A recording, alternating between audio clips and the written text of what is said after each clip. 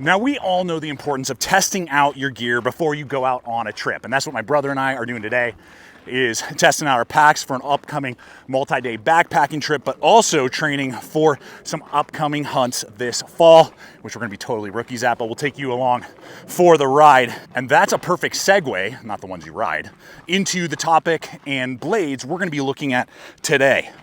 Recently, I discovered the value, when properly equipped, of compact hunting knives for more than just their intended purpose. Depending on the design, they can be ideal utility knives for hikers and backpackers who are counting every ounce, and can disappear in the pocket when you want to carry a mini EDC fixed blade. Well, I've been testing out 3 blades that fall right into that category. These knives were designed by Smith & Sons, built by White River in MagnaCut.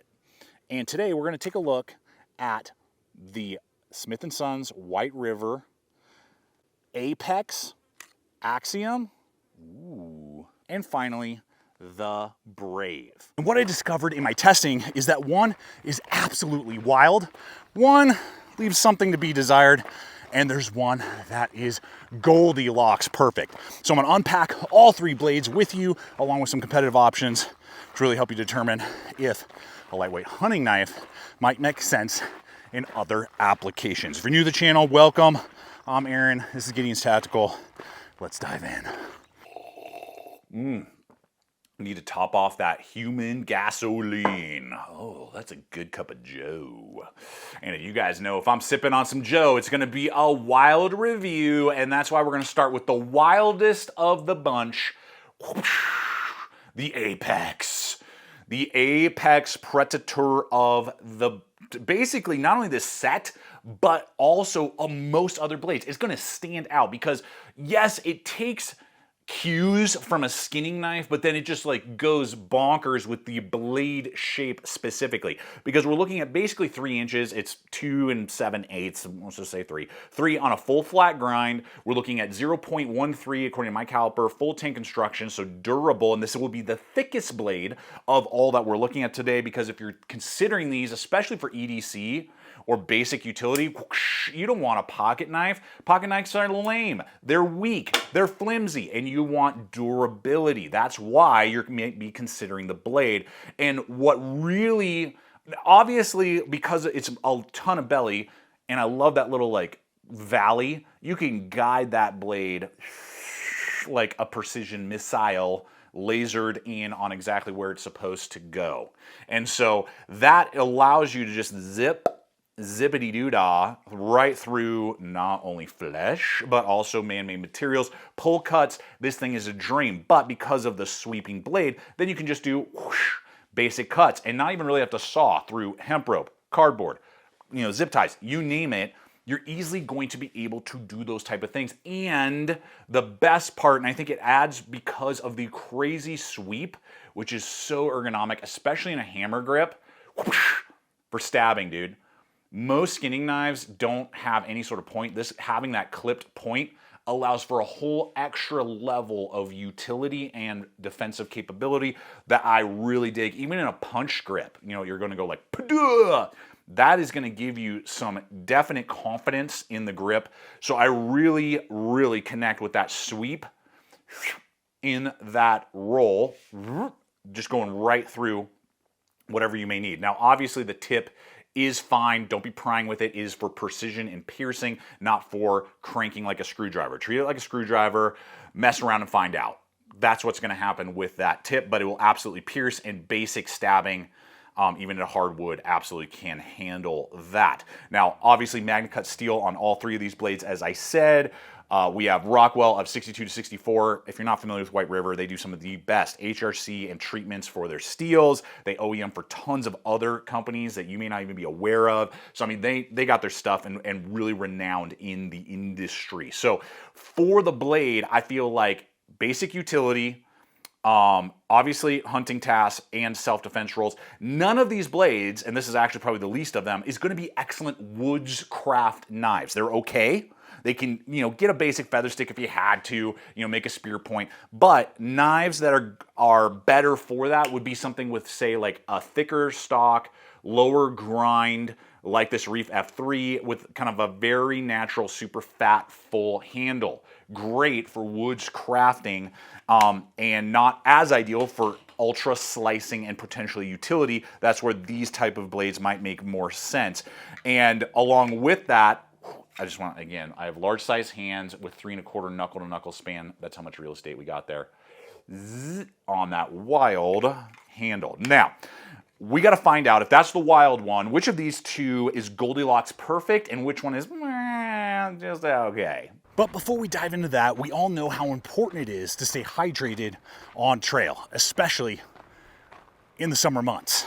Well, that's where today's sponsor, Hardside Hydration, comes into play. Unlike all those cumbersome water bladders that tend to leak, are hard to clean and store, this hose in their swig rig system attaches to your favorite wide mouth water bottle like a Nalgene, and it can now stay on the exterior of your pack.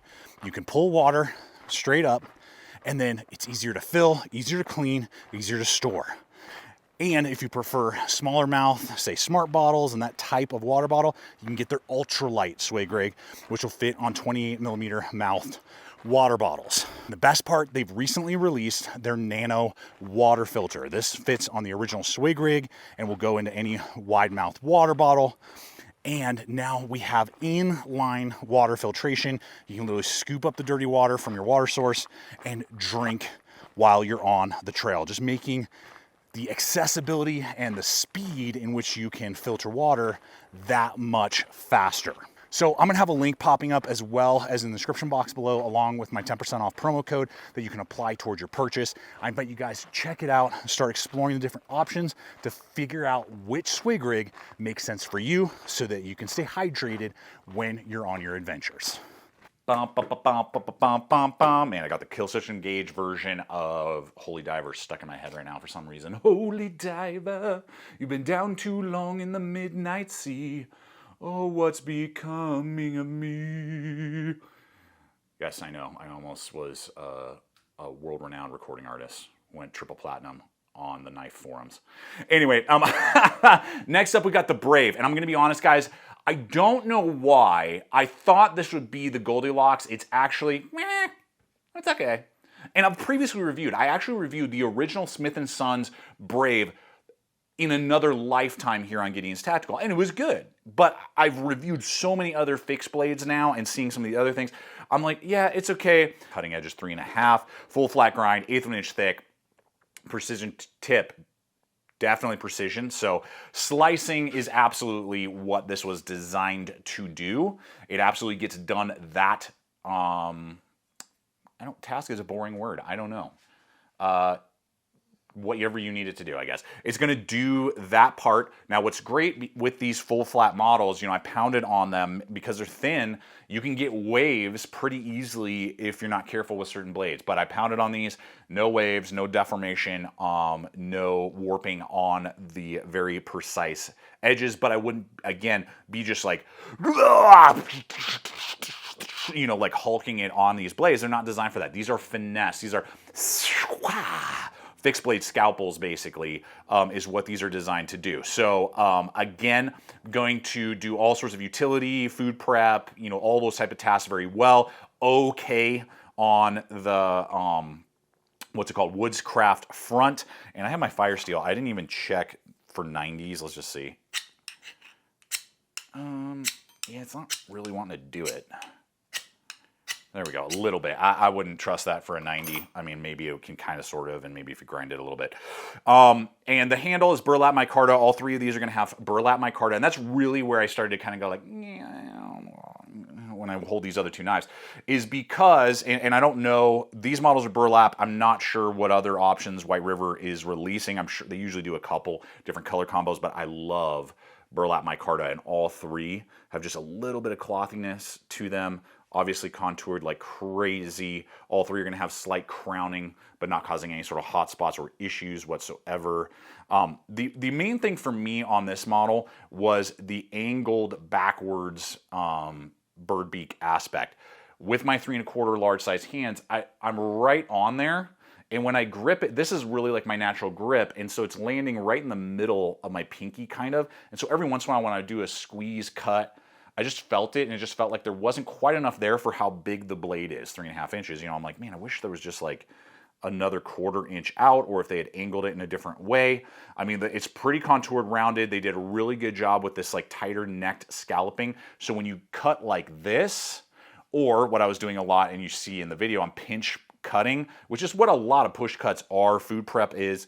I mean, it feels fantastic. It's really that bird beak and the trajectory backwards, because when we actually measure that, realistically, like from where you're engaging with the handle scale to that bird beak is like 3 1/8, maybe 3 1/4.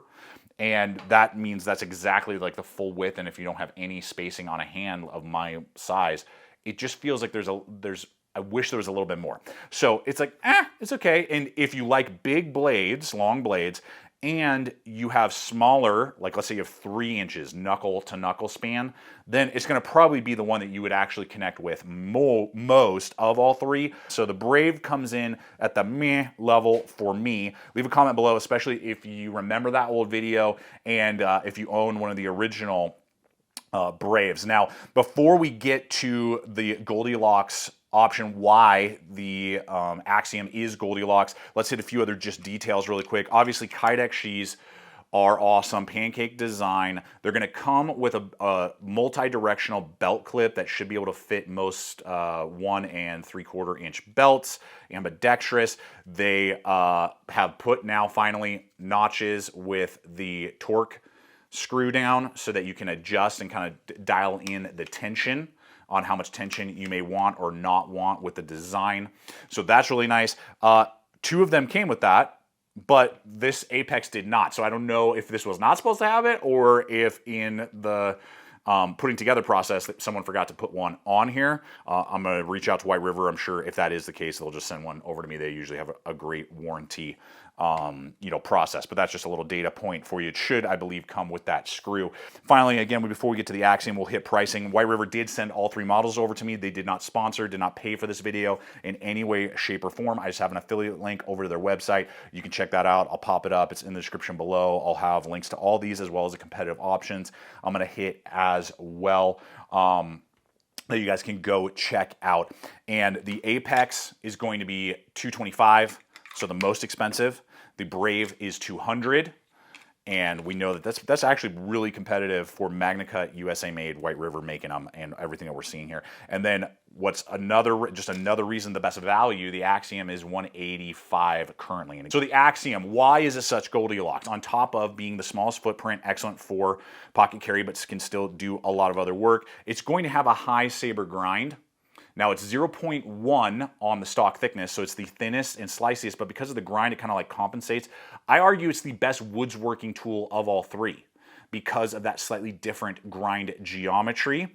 Now it's going to be compact. It's the smallest. The blade length is actually it's the same as the Apex, so it's 2 7/8, 2 7/8 right there for the cutting edge length. But because of that grind, I just like, even though I'm not a huge jimp guy, that jimping really works well, gives it a little extra flair. The tip, I might even be a little bit more durable than on the Brave because of geometry. Yeah, that's a little bit of a thicker tip even than on the Brave. The Brave is a more precise tip. But then finally, it's the handle. Even though it's a smaller knife, the handle is designed in a different way, and instead of it sweeping down and back, it kind of flares out and is fatter and flares right there. So it always felt better, and I don't have this little bit of a hot spot right back there with my size hands. So I actually prefer the handle ergonomics compared to the Brave on the Axiom.